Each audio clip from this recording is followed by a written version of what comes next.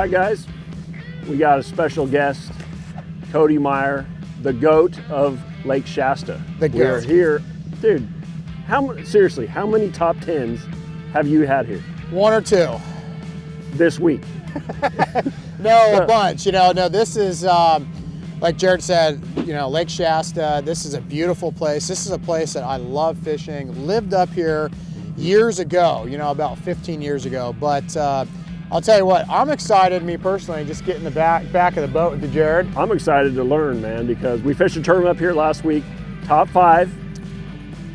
Top 5. Top 60 for me. Top 60.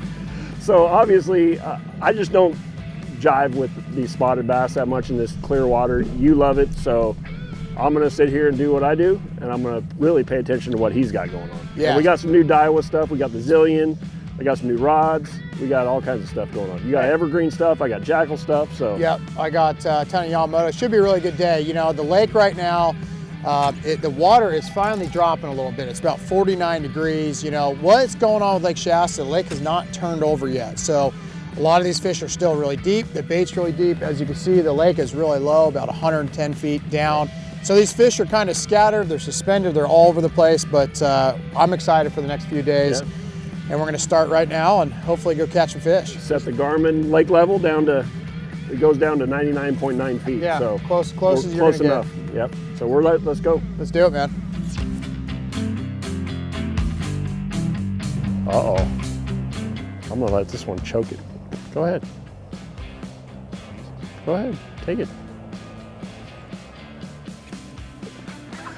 Did you see that? Yeah, I did. Yeah. They had the tail. Oh. Yeah. There we go, Jared. Oh, almost a double. Almost had a double up. There's the spotted bass master. Hard at work. Dude, that's the biggest one I've seen in 2 weeks. Biggest one he's seen in 2 weeks. That's why Cody is Cody. Right there. Nice start to the day. Little spotted bass. Throwing a little, this is actually a Daiwa worm made by Yamamoto, but a little Daiwa Neko fat, 4-inch, and probably my favorite color, 926. It's green pumpkin with amber laminate. We just got started. We're right outside of the ramp here. And hey, Jared, that's a decent start, man. That's a nice one, dude. Yeah. What is that, 2-pounder? Probably 2-pounder. Yeah. Go ahead and release her and do it again.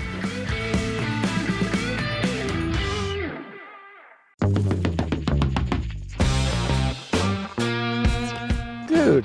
It's crazy. We just got started, and I noticed right off the bat, Jared's had 3 or 4 bites that he's missed, and I missed a couple bites to start too. I think right now, there's just a big tournament here, Wild West Pro-Am, 170 boats. I really feel like, that first fish I caught, I let the fish eat it. I felt that bite, gave it an additional 4 or 5 seconds, which usually you don't have to do, but these fish are pressured right now. We're right outside the 5-mile-an-hour zone. We're in tournament water. A lot of these fish right here, they've just been released. These are literally fish that were probably caught last week in the tournament. And typically, this is a good spot to really start. These are probably better than average fish because they're weighed in during the tournament. But right now, they're really, really gun shy. So we're gonna, I think we're gonna probably try to let them eat it a little bit better and get a little bit better hookup. But I mean, throughout the country though, you always hear guys like, there's a Lake Dardanelle, for example. After the first day of the tournament, guys catch them like right around the riprap part of the, right outside the takeoff. Yeah. And a lot of our tournaments, I mean, people, like when you get to a new lake or whatever, you want to put it in at the ramp and run as far as you can. Sure. Dude, there's fish all right here. I know for me at Beaver Lake in Arkansas, multiple times right outside that day 3, day 4, the top 10 day, I've caught them right there. I mean, within sight of the ramp. So that's the approach we're taking this morning to get started. Plus it's a little bit cold. Really don't want to run around yet. And we're getting some bites. See to put them in the boat. But I think that's the plan right now is let them eat it, catch some of these retreads, try to catch some big ones.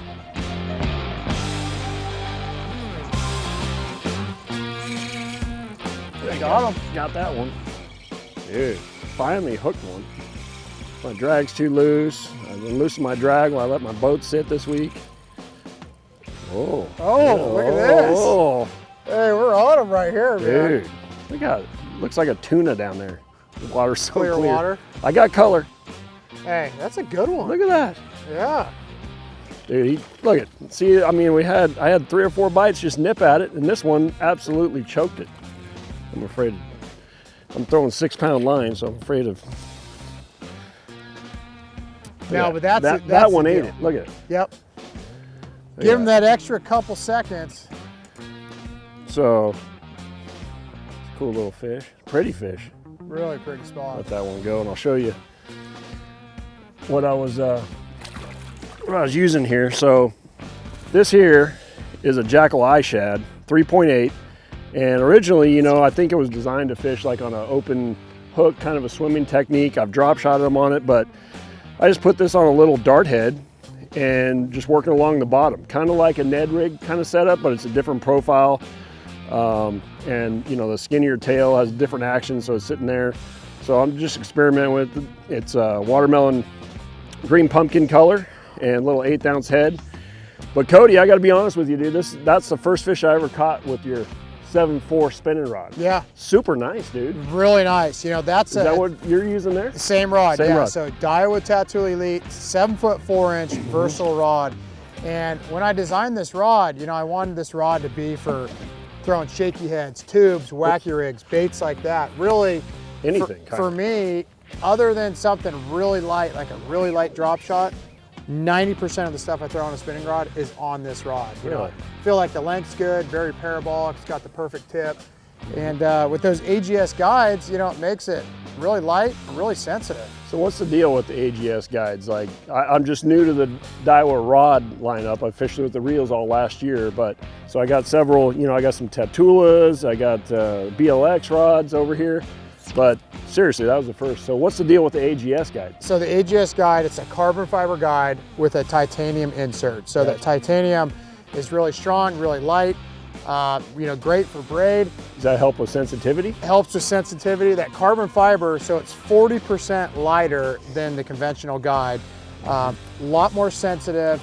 I like the size of these guides too. You see all the way up the rod, you know, you braid to fluorocarbon, it's a little bit bigger of a guide, so it goes through no problem, casts really good. But what you're getting is a lighter guide, a more sensitive guide, and again, just, you know, a perfect guide for that braid to fluoro application, casting in and out. And man, you know, when you put those on this rod, the 7.4 versatile rod, it's very balanced, very sensitive. And like I say, for me, caught a lot of fish on a spinning rod. I really feel You're like the master with the spinning. Jeez, I really feel like this one, we nailed it here with Daiwa for a versatile rod. All right, so I'm throwing a Procyon, that new reel. It's kind of like actually last week I was down before the Wild West tournament that we fished.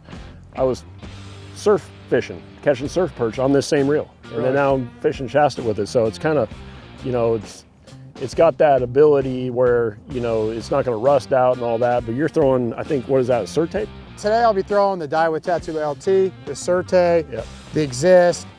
This one happens to be the Exist, but this one, you know, this one is the one that, you know, if you're looking for just that's a high-end. High-end, of course it's mag sealed, but really, you know, tournament angler, the LT I fish a ton, you know, the Certate. Yeah, that's what I got rigged up, a couple of those over there. Oh, there's a bite right there. See, I got talking, didn't let him eat it.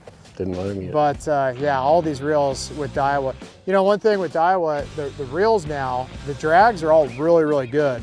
But also, they're high gear ratios. So remember back, you know, 10 years ago, you would play catch up with these fish and wind, and now they're never like get 6 to 1. Yeah, they're not 4 to 1 like you're saying back in the day. Yeah, you pick up 30 plus inches per revolution of the handle. So it makes fishing a spinning rod, spinning combo a lot better, and you know, hooking them and landing them is a lot better with that high gear ratio. Yeah. See that? Dude, look at that, bro. I know. Are you down there on? You got a bite. Finally got it. Dude, he's playing with it. Look at that. Look at that. Look at that spot. And look at the graph right here. The graph is lit up, right in this cut. Yeah. I'll drop down there, see if I can catch one. Another one on the iShad. What pound test are you throwing, Cody? Man, I'm throwing 7. Throwing a little Daiwa J4 Samurai 7-pound. What do you got, Jared? I got a 10-pound SX1 mainline to a 6-pound FC Sniper Sunline. You know what's crazy is like I noticed, and you're probably the same with our lines are like true to size. Yes. You know what I'm saying? Like you hear it a lot. Guys will be like, "Oh, dude, I gotta throw 4-pound line," but we have the ability because of our, the lines that we throw. You could throw, 8, and it's actually the diameter of 6. Sure. Yeah. You know what I'm saying? So really strong. Yeah, super strong. But yeah, do you ever throw just straight fluoro anymore? It's always a leader, huh? I do not. Yeah, I mean, we're both throwing a braided line to a fluorocarbon leader. I don't throw straight fluoro anymore. You lose the sensitivity, you don't get the hook set, and your line will have the, tend to kind of, get the coils, get that memory in there. Right. So I'm 100% braid to fluoro. I know we're both doing it today, especially in this deep, clear water like we're fishing today. That's going to be a must. So you just adjust your leader length. Like if we're drop shotting out here in 50 feet, obviously you don't want a 6-foot leader tied to braid. So you just tie on more of a leader. You're going to, especially the clear water, I have a yellow braid. I know you have that green color, but natural green, yeah. Yeah, leader's going to make a big difference. But that braid to fluoro, I know it's a popular technique, but in my opinion, it's a must-have with what we're doing. I'm trying to learn from the master. So any little finesse tips for me, it's good, because I don't know what I'm doing.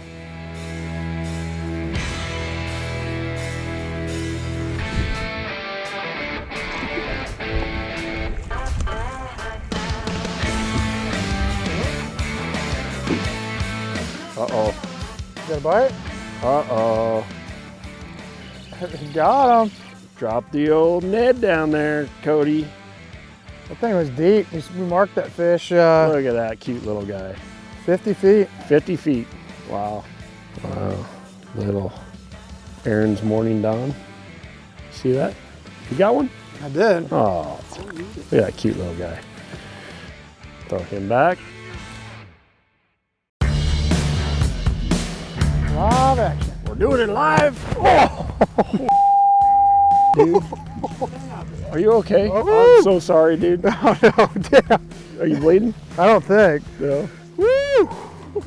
I'm awake. I just freaking knocked him out, dude. I'm so sorry. There's a funny little bait can hit that hard. We're like, ooh.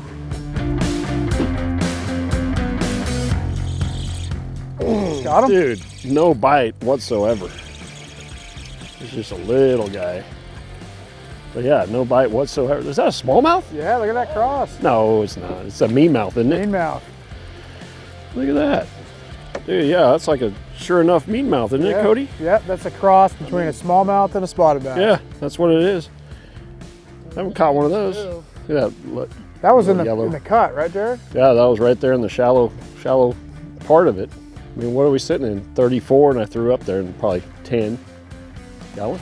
No. But yeah, that's a cross between a smallmouth and a spotted bass. When I first seen it, I thought for sure it was a smallmouth, but it's called a meanmouth, right? That's it.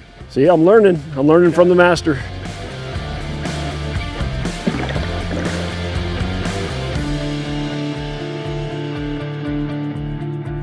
Uh-oh. Yes. A little flat point. Flat point. Biggin? No. No. Still fun though. Still fun though. Look how fat it is. You know what? They are fat, man. A little spot.